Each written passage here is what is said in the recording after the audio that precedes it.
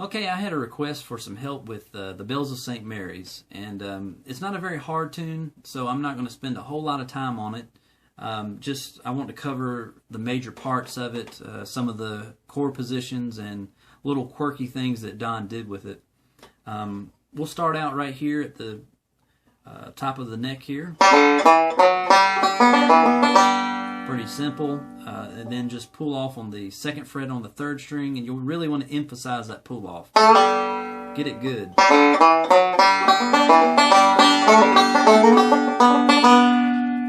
Alright, what I'm doing is I'm pulling off, and then I'm sliding into this partial G chord double stop, basically.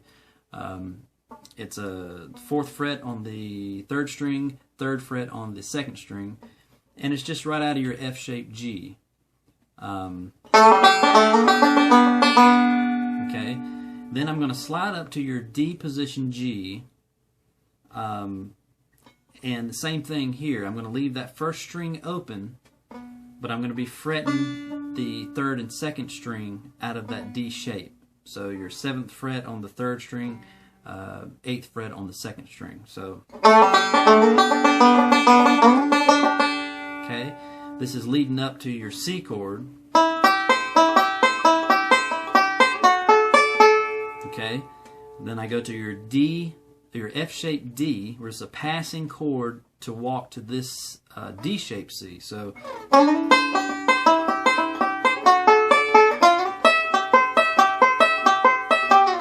and then we're going to go back to your C. So,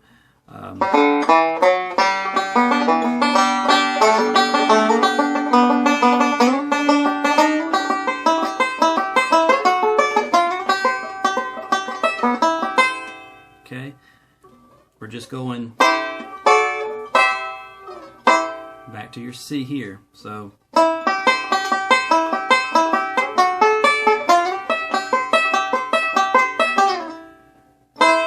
so your C, and then we're going to go back to your partial G chord here out of your D shape, D-shaped G. Leave the 1st string open.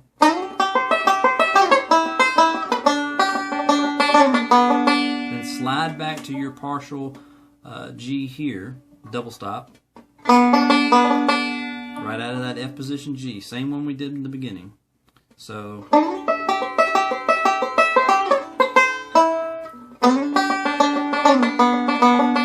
then we're going to go to a D7th. You're probably familiar with that D7th, but it's just your ring finger on the 5th fret on the 3rd string, and then the rest of it's your D chord. 3rd fret on the 2nd string, 4th fret on the 1st string. So, okay. Then Don goes to a pretty unusual A chord. It's the 4th fret on the 3rd string and the 2nd fret on the 1st and 2nd string. So, okay, sounds a lot like Dill Pickle Rag. Okay, same position, just in a different place here. So, D7.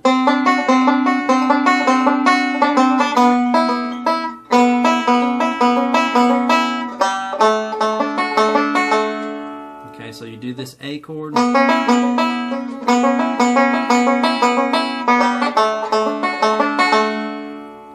before I hit that D chord, I'm hitting the G string open to get that melody note there.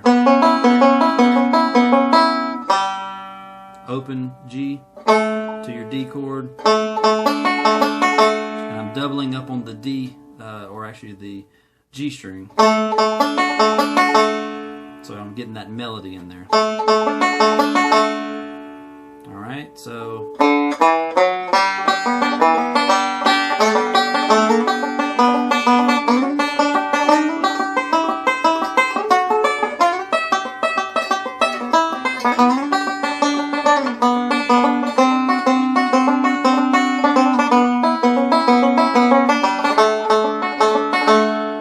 okay.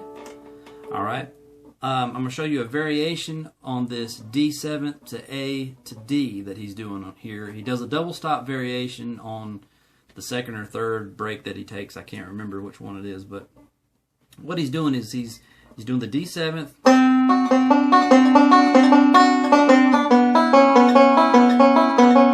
And then he's brushing the G and B strings open, double stopping it. You're going to walk up the same double stop position on your third and second strings, basically. Okay, open. You're just walking that up. What he's doing this time is he's really walking from a minor B chord, or B minor, to a A minor. Okay, and that's all D chord there, but he's playing these minor chords against the major D. So it sounds like this.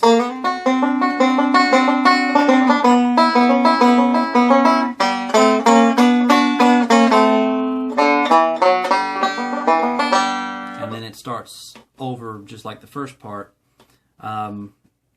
There's a little variation he does on that first part.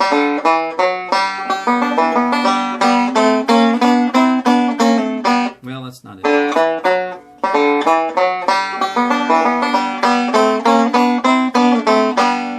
Okay. You can do this either in the beginning of the song, or after you come out of the D7, A, D. You can put it wherever you want in that beginning part of it.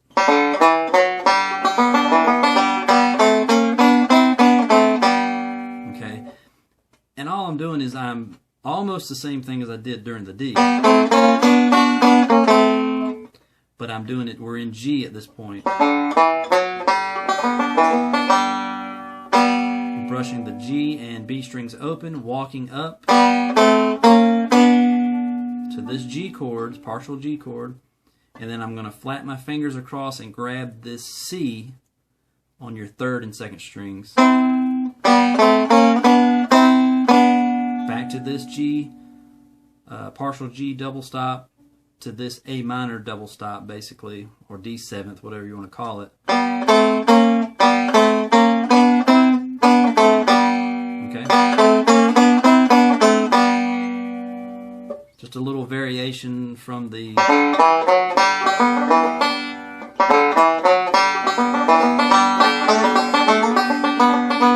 okay, instead of doing that like we did in the beginning,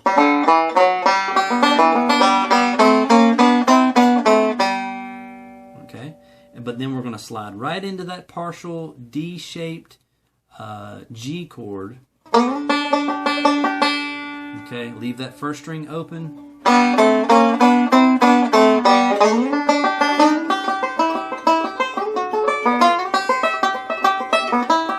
Same thing as the beginning. So after you do the double stop,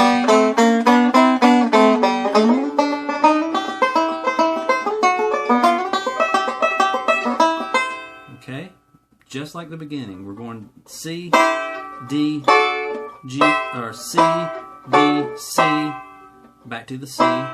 That D chord in there is just a passing chord to get to the C, so we're just walking there.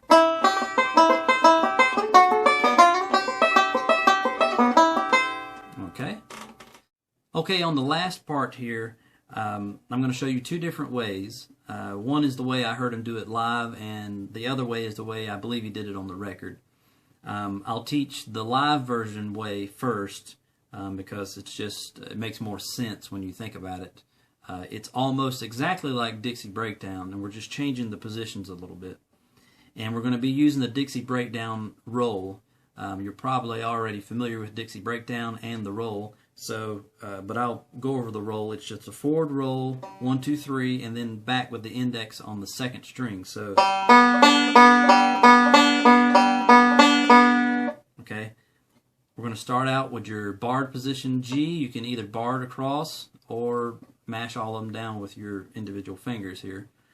So at the 12th fret, your G chord, your D, your F-shaped D chord, your C, well, your F-shaped C, to your D-shaped G. So G, D, C, G, G, D, C, G. All right. keeping that Dixie breakdown roll going.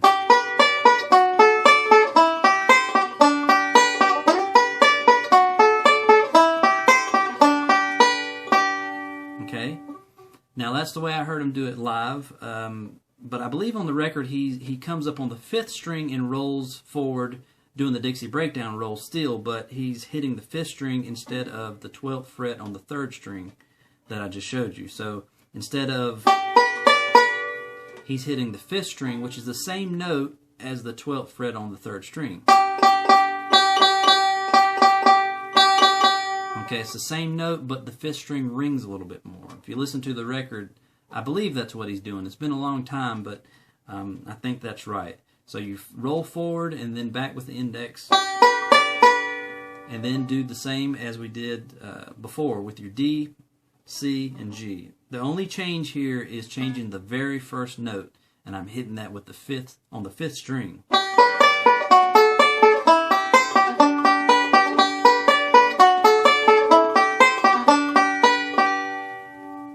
Okay, play it however you want to. Either way is fine. You're getting that melody in there. That's really all you want to do.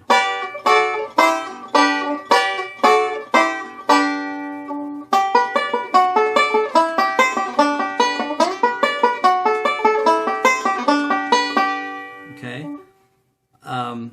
and from this last G, so you do that twice.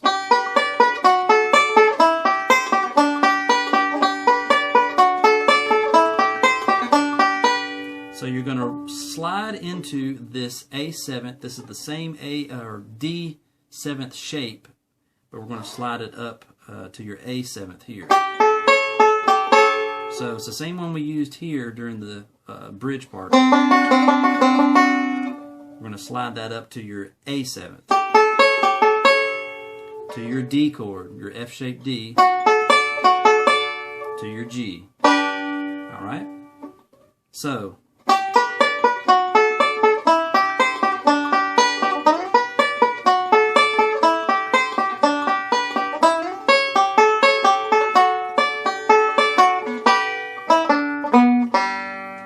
okay, kind of hard to play it slow, but that's the basic. That's the chord shapes. The rolls may vary a little bit, but that's basically it.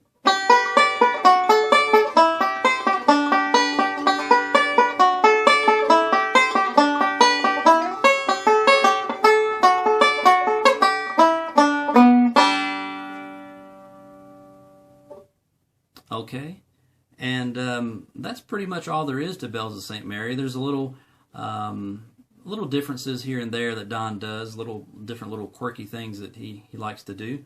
But those are the basic shapes, the basic little runs and things that he would put in there. Like I said, I don't have the tuners, so he did do a little bending of the B string, I believe it was, in the beginning of one break. That's very easy to figure out, but that's basically it, and I hope that helps. If you have any other questions, just let me know. I'll be glad to help.